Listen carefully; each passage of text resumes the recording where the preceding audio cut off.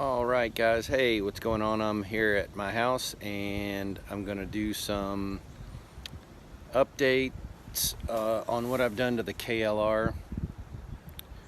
I've been watching a bunch of other people's videos and I've kind of switched back and forth on some stuff I've done to the bike. So today is I think it's the 13th of January.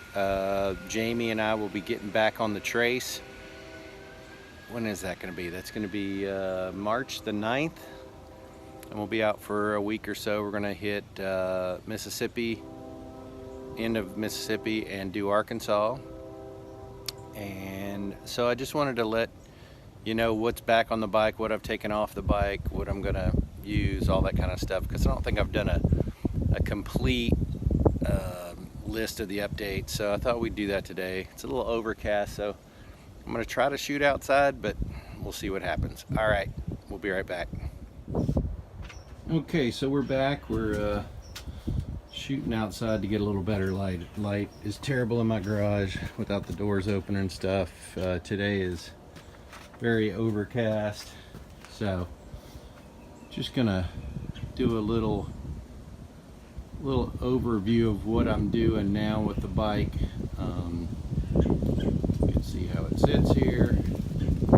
So I made me a little cheat list, and we're gonna go in here and try to do some of the newer additions, which I put on the Oxford heated grips.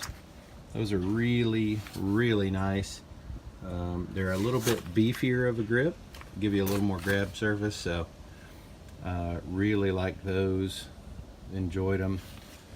So I made me a list and we're going to try to follow it as best we can. So at the back of the bike I've got a Pelican 1550 case, and if you've seen some of my videos before, you know I have got that mounted to the back row equipment holder, which is under here. You've got a lever right here that releases the case. You push it forward and then it comes up and off, which I always have trouble doing this one-handed, so I'm going to pull it off and then we'll come right back. Okay, so I've released it from its mount. Basically what you do is back road equipment sends you these little pucks here that those engage here on the plate, and then you have a locking mechanism that locks, as you can see right here, boop, right around that peg. So again, that's the Pelican 1550 case. If you don't, you can use, and the great part is you can use any case because they send you just those little pucks there, and those can be mounted to anything. I just chose Pelican case because they're very good. Still have my original factory tools in here just as a backup. Really nice plate, very well put together back road equipment. Let me grab my list. Rigid Industries dual spotlights. These were on the bike very early. These guys right here, really good light that they put out. Very much enjoy them. We'll go around here. So this is later, but this is part of the KLR dash. My lights are controlled there, and they put out a ton of light. What you can't see. All right, so I went with, I'm trying not to make everybody drunk, Evans waterless coolant. I learned about this on Jay Leno's Garage. It is basically a waterless coolant that you use that keeps any corrosion out of the engine. So it's guaranteed for life. What else do we do? IMS Pro Series foot pegs. That are these guys right here. They are really nice. I like them a lot.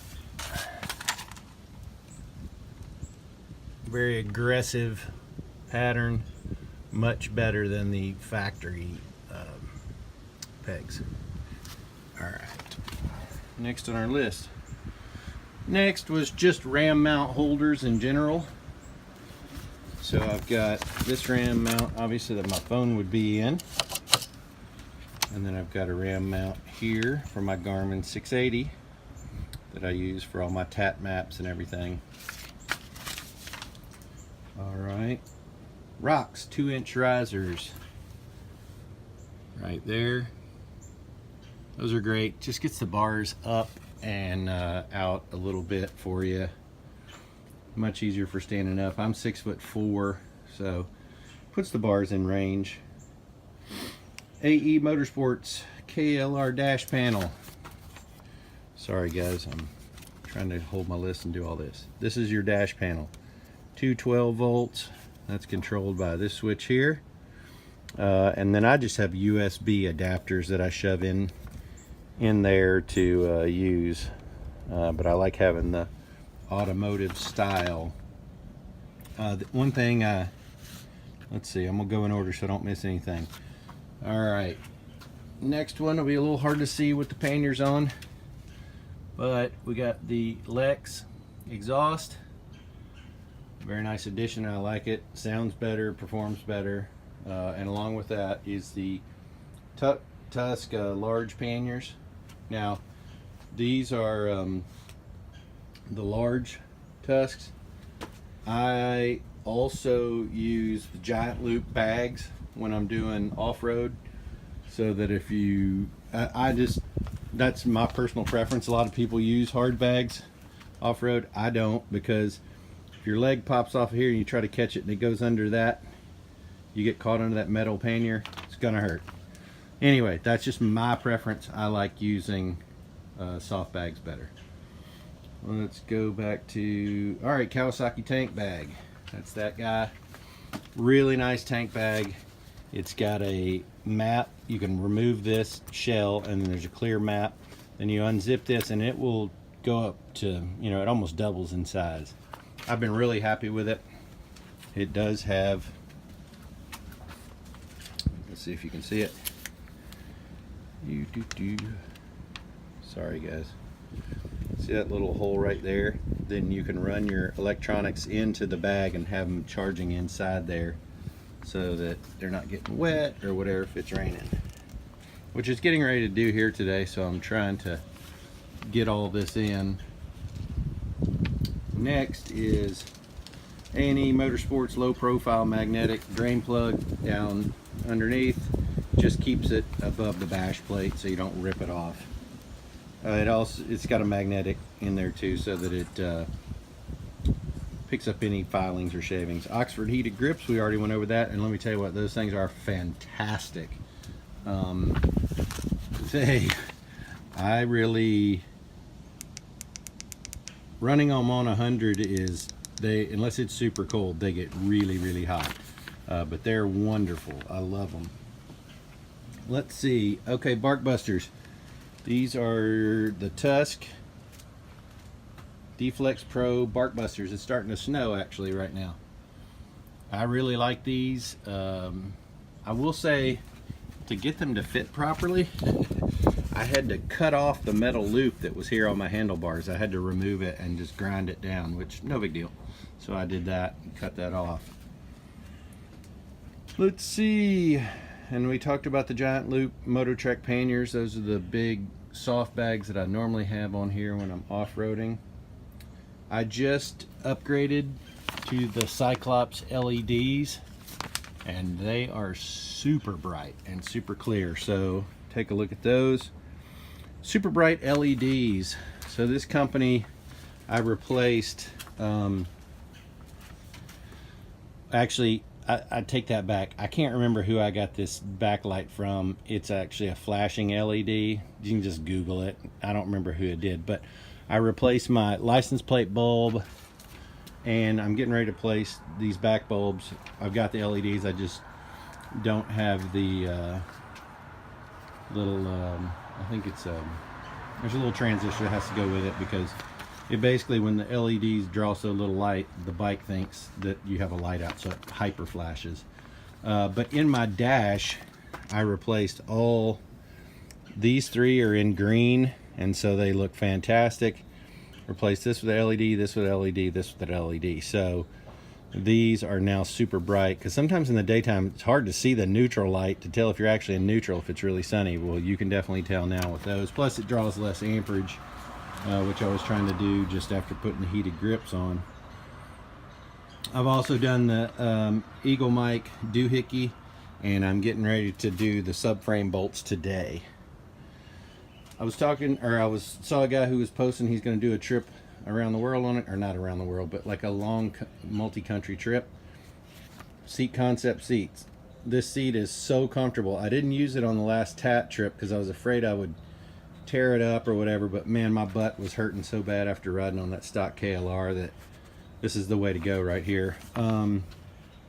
This is the Seat Concepts Commuter, and it's a really, really nice seat. Very, very comfortable.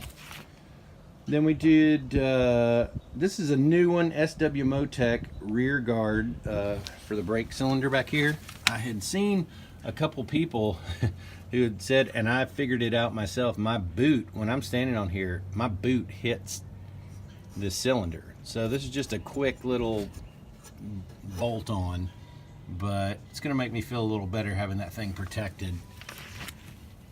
And then we got the Kyoko throttle lock, which goes on here. I don't have it on currently, but on longer trips I just put it on. It bolts on in seconds, no big deal.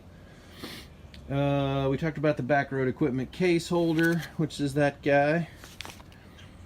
Let's see, and then I basically have the Happy Trails bash guard for the plate, very nice, super thick, and then the crash bars that have foot pegs. These I love. I mean, I have an SW Motec crash bar, and it's probably a lot stronger, to be honest with you, but I can lash my bags and stuff onto here, plus having these foot pegs out here out front, really nice to just change up your riding position during the day. All right, so something else I was going to talk about, I'm going to break this up and I'll come back and talk about it here in a second. I did go back with this windshield, but I probably, for when we're on the TAT, I'll probably put the original KLR windshield on, which is about this tall. It's just easier to see over top of and see what's coming at you.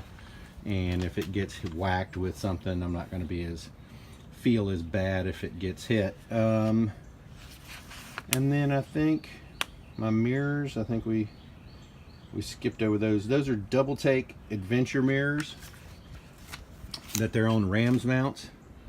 Very, very nice mirrors. I like these a lot because one-handed, hey look, there's me. One-handed, what you do is you loosen this bolt. You can fold these totally in if you're going through a place where you don't need rear view mirrors and you got sticks and stuff whacking away at you, or you can take them completely off the bike by hand super easily. So guys, this is the setup I'm using currently. I got TKC 80s, which I'm getting ready to have to buy another set of them. You're not going to get the longest mileage out of these guys, but man, are they nice tires. They're grippy, and off-road they're fan-freaking-tastic. So I think that's the gist of what I'm doing, and if you have any questions, I'm happy to answer them. If you saw something on the bike that I missed, let me know, and then I'll be right back and I'm going to talk about one other thing. Alright guys and gals, I hope you enjoyed that, my little cheat list of things that I've done to my KLR, which I love. It's such a nice bike, it's just great. I don't know if you can tell by my face because I got shadows, but I have lost 30 pounds. I've been on a diet, and there's a lot of them out there. This one's called Optavia, and basically I've lost 30 plus pounds as of this morning. I was 271 pounds when I started it, and I'm now down to 238, 237. So this was something that was important to me to do before I get back on the trail, because it is physically demanding every day. Plus, hopefully by the time we are on the trail in March, I'm gonna have dropped another 10, 15 pounds. So the way I look at it, that's, you know, if I can not be carrying 45 pounds that I put on the bike's just going to perform better. The suspension's going to do better. Just all in all, it's just going to be an easier, I'm going to feel better at the end of the day. So that's the other thing you might want to think about if you're going to be doing long rides, is just make sure you're healthy and you're eating healthy. The other thing I was going to talk about was, Oh, I remember what I forgot. Let's go look back here. I remember what I was going to talk about. Let me flip this camera around real quick. I'll be right back. All right, we're back here. See that little guy? All right, so that's a little tool tube. I got one over here because I wanted to. So these are cheap. You can get them online. Tim Two Wheels, I think, did a thing on this, and that's where I got the idea from. But it's just zip tied back here.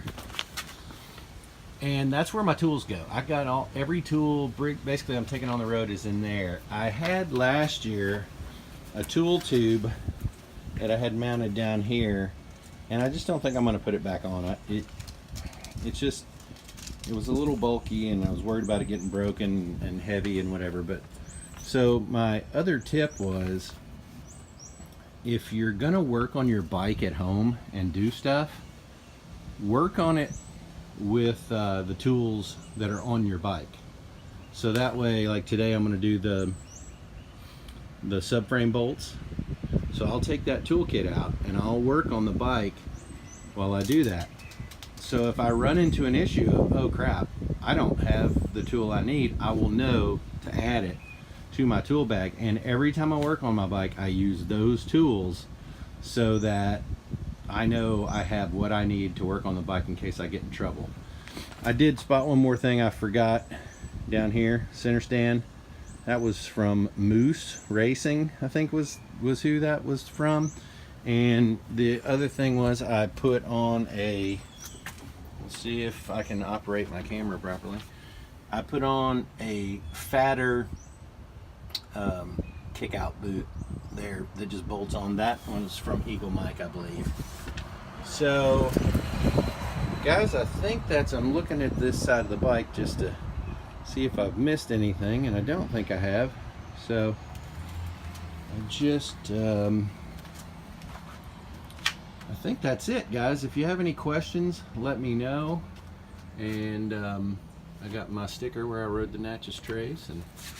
But anyway, so that's my KLR, and we'll be right back. Okay guys, I'm back in the garage. One more thing I forgot. I'm sure there's going to be others that I did, but I have a under here a Uni air filter, UNI,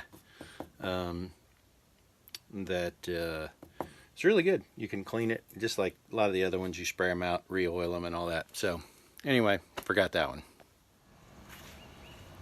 Alright guys and gals, I hope you enjoyed this today. I'm going to go inside and do a little editing.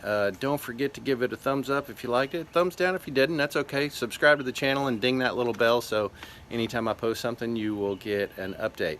Alright, have a great day.